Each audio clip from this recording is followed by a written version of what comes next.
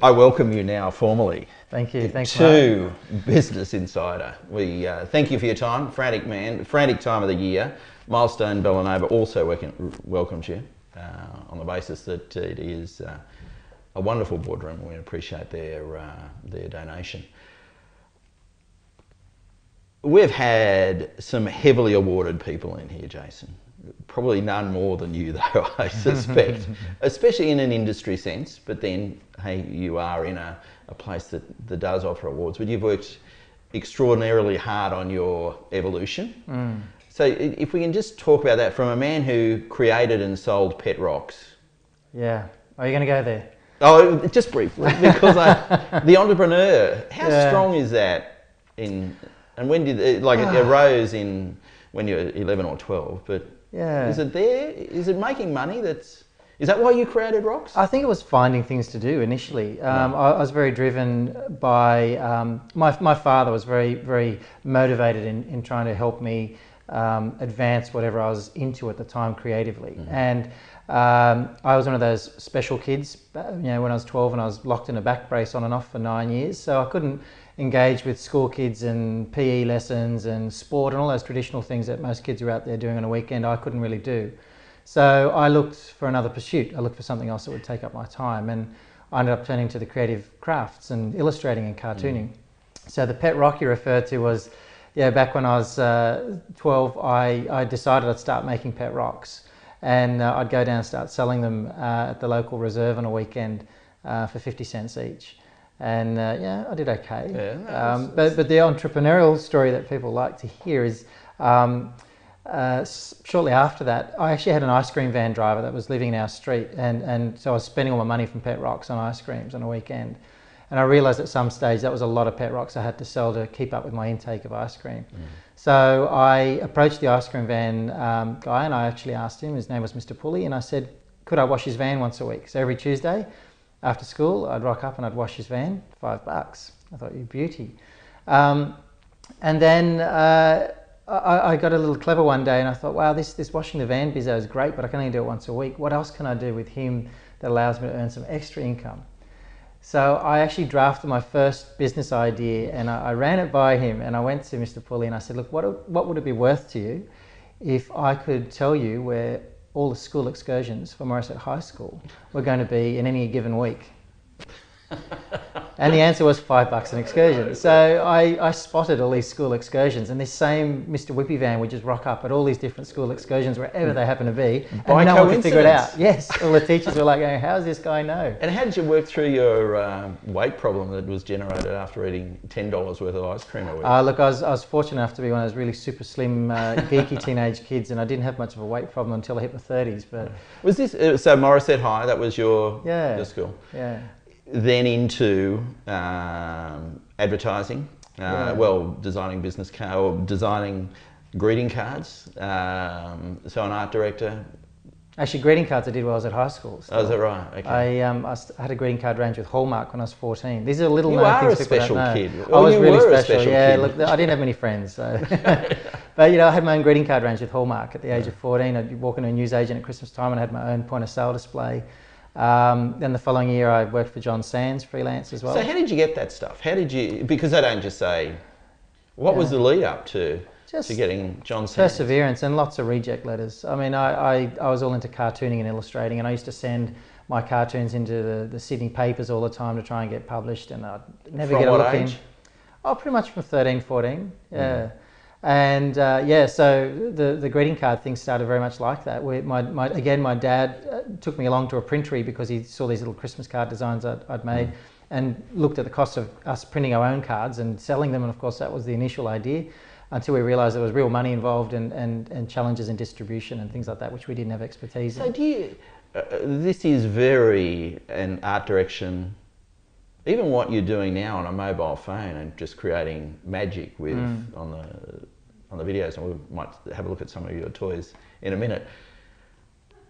Did the teachers ever say, look, Jason just doesn't play well with others? No, not really. I think they felt sorry for me. I think they embraced me. The guy can buy and sell you as a teacher, so don't feel sorry. Look, I was a bit of a teacher's pet. So, they love me. And Yeah, I found it a challenge probably to get on with the other kids at times because I was into completely different things to what they were into. But having said that, I then at school I put all my energies into the school yearbook and all those sorts of things. So look, it was fun. It was a great time. So you've always been a communicator. Yeah, in a way. Yeah, but I probably always had the challenge of having an unusual obstacle to overcome in communicating as well. And in my case, I was the geeky kid with the back brace. So how do I mix with the regular kids? And I got teased a lot of that side of things as well. So, you overcome that and you find other inner strengths and other abilities to help, nurture who you are as a person and find your inner strength as well. So we fast forward, you get out of the advertising agency and I got into the advertising agency just after school, so that was my first career. Okay, and then... And that was 13 years, my one job I ever had working for someone. On here, in the coast? Or? In Newcastle. Oh, right, yeah, okay. with a fellow by the name of Art Ryan, who taught me all the ropes of the trade, and fantastic guy. And I stayed there for 13 years and then decided, wow, I should try and give this a go on my own. And Treehouse Creative? Treehouse got born from there. Yeah. We talked a little earlier about the transition with Treehouse. It started as an advertising agency? Yeah, look, Treehouse is a bit of a creative chameleon in many ways, and we find we have to ebb and flow and change with the industry as the industry changes, and it's changing so fast right now. So I guess we really label ourselves a creative studio, and in that sense we do a bit of marketing, a bit of advertising, branding, a lot of production, pretty much anything. We've done everything. When you say production, what does that mean? Like as in creative production, so we actually make films and create things and produce. We don't always just outsource material as well. And these days to operate in business is such an incredible challenge, and to know where to position your message and what message to use. So I find I'm learning as much as what our clients are learning every day. What did you learn from the brand police? I particularly love that, and there are that's a metropolitan message. How was it received up here? What did you learn from that process? The design crime. Well, it was a design crimes project we called it, and it started as a bit of a joke for us. And we all need to work in jokes. Yeah, exactly. Don't tell Bob that. But yes. Well, we like to have fun in what we do, and I guess working in the creative industry, we like to challenge ourselves and throw ourselves out there a little bit too. So the whole Design Crimes campaign was for us a bit of a promotional vehicle initially to go out there and position ourselves alternatively as a creative agency. And then it ended up serendipitously evolving into something else. And we were approached by Hugh Jackman's production company to try and transform it into a TV show. And we had an exciting time there for about 6 months. We were flying back and forth to LA and having all these crazy talks at Fox Studios, and it went to good places. But then unfortunately his production company pulled out of Australia, and so did their production team. So yeah, we ended up putting it on ice. It's still an idea that's sitting there for a TV show, but we just haven't had time to go back in and explore it. That Hugh Jackman rolls off your tongue. He sells a lot of iced tea. He is a business person. How do you get in touch with him? They find you. Yeah, I guess I would never hope in hell of being able to get Hugh on the phone cold calling to say I've got an idea for a show. But it was just that he's rejected my calls too from the big panel. I can't believe it. I put a good word in for you. Thank you. But yeah, we just got approached from them one day. They had seen our car driving around in Sydney, and were interested as to what it was about and wanted to know more about the concept. So we went in and shared that idea. Getting out there and exposing yourself in the best possible way. I guess that's what that's all about. Yeah, being seen, and not being afraid to be brave enough to take a bit of a risk as well. I think that's with a lot of businesses, we get so ingrained in being who we are and being quite insular and looking from the inside out. And I think it's taking that moment to step outside of your own shell and say, well, if I'm being a customer and I look at my business, how would I like to see who that person is or what that entity is? How do you get that? Do you depend on yourself for that, or do you go somewhere else to get inspired? Or we get inspired in all sorts of crazy places. In fact, do you have a process for it, or no, not really. Well, it's very organic. It's more a case of putting, like you said, it's probably putting yourself in a mind space where you can be open to ideas and new concepts. And our office space is very much designed to be our production space, our computer space is quite small, but our meeting area is very large and expansive and quite unusual, that you can flip and work around in different spaces and pick up different ideas from different corners you're working. And yeah, very much it's that case of in our workplace. I know a lot of businesses have policies where staff can't access YouTube and Facebook and all these sorts of things and if work. they're not there on each day in your office, you fire them. So. Well, the thing is, in our offices, they need to be in that space, and social media and the like is where we pick up a lot of our inspirations, and that's very often for us in the creative industries. It's the pulse. So something that's gone viral overnight, we'll watch, and then it leads to a blog for someone's work that's really, really interesting. And that gives us inspiration and other ideas to look at as well. The next 2 years, next 3 years, you've just put Tropfest in for 2012. So good luck with that. Thank you. It's been a traumatic fingers crossed. process for you this time. With regard to in 2 or 3 years' time, I'm talking to a chameleon now, and I'm very aware of that. Have you got a feeling, where do you want to be? I think that's such a hard thing to answer now for anyone even to answer where they're going to be in 2 or 3 years' time. I think you know, a couple of years ago we were all talking about having 5 and 10 year plans, and I think ideally yes we can script that, but you've got to change it every 6 months. And I think every 6 months you're sitting back and you're looking, wow, where's this industry going? Where are my people going, and where am I going? And so it's very much keeping on that pulse. And I would like to think as a filmmaker, I'm still growing. I have no idea where the technology is going to take me. This is really, really interesting. Well, you've actually, technology, what a great segue. You have in your hand a 3-lensed mobile phone device. I'm going to actually hand it to you to have a look at. Oh, don't give it to Cleary. Don't give technology to Cleary. So, well, believe it or not, even you could master this. I mean, this is the great thing with portable filmmaking. And this is very much just an iPhone with an aluminium case with 3 different lenses on it. So it opens up a whole world of cinematography from a phone, which is really amazing. And this is something I'm really passionate about as well. And I've been fortunate enough to go and travel around the world and speak at the Edinburgh Film Fest and in Aspen, Colorado, and in Taipei about how you can make something with what's in your pocket, and breaking down those barriers of filmmaking that as an industry, I think the filmmaking industry for so long has held these very high barriers to entry level for people to come in and start making films and creating stories. And luckily in Australia, we're very flexible in that we embrace short film as a medium, and we're one of the countries in the world where that's a really, really strong entertainment medium. And the likes of Tropfest stands testament to our love of short film. But when you go overseas, it's still quite a new thing, and a lot of people don't understand what mobile filmmaking is all about and why it's relevant and how they can make money from it. So it's fantastic to stand up in front of a room of newbies and actually inspire them with an idea. And I don't even want to touch it, but it's fantastic that it's there and commercially available if you want to just stretch it out. To wrap up, the Central Coast is still home, I'm presuming. Yeah, it is, although you spend a lot of time on aeroplanes.